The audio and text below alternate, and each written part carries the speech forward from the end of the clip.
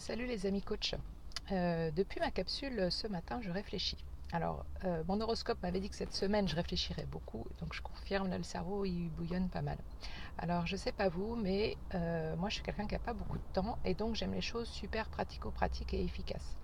Et du coup, dans l'exercice que je vous ai donné ce matin à faire sur la partie réseaux sociaux, cet outil-là, on peut l'utiliser un cran plus loin pour travailler sur la stratégie commerciale. Donc, pour ceux que ça intéresse, euh, je vais vous donner deux, trois objets de réflexion pour aller un cran plus loin pour travailler sur votre stratégie commerciale.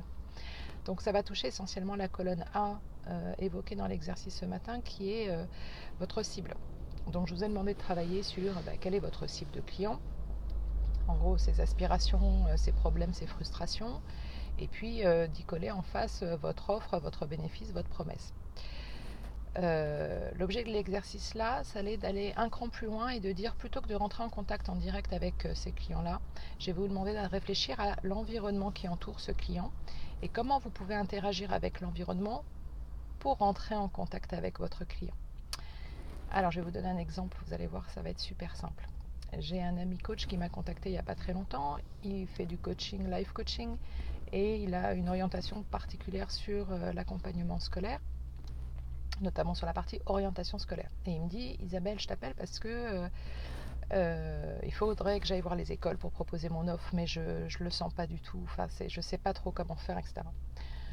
Alors, je l'ai rassuré, c'est normal. Je pense que si il n'a pas une porte d'entrée, un contact, un nom dans l'école, il va se faire envoyer balader. L'école risque de se vexer en disant il arrive comme professionnel en nous expliquant qu'on fait tellement mal le job qu'il lui est obligé d'arriver derrière. Ça ne va pas passer correctement. Donc on s'est posé 2 secondes et on a regardé ensemble c'est quoi l'environnement qui tourne autour de l'école et autour des jeunes adolescents qui sont sa cible. On en a trouvé plusieurs. On a trouvé les associations de parents d'élèves.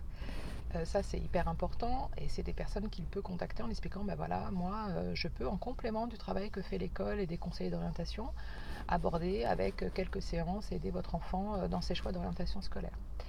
Toutes les associations de parents d'élèves ont des adresses email, donc elles sont faciles à contacter. On a aussi les associations sportives, les jeunes font du sport souvent, et puis les coachs sportifs sont aussi sensibles au bien-être de leurs jeunes, et quand le mal-être se porte à l'école, ils peuvent difficilement intervenir. S'ils avaient des contacts de coachs qui pourraient accompagner, ça serait un bon point de contact. On a évidemment les généralistes, puisqu'ils voient régulièrement nos jeunes, et notamment un temps fort qui est le mois de septembre, puisque c'est la rentrée scolaire, et en général, tous nos jeunes passent chez le médecin pour faire le certificat médical, donc ça peut être aussi un bon prescripteur.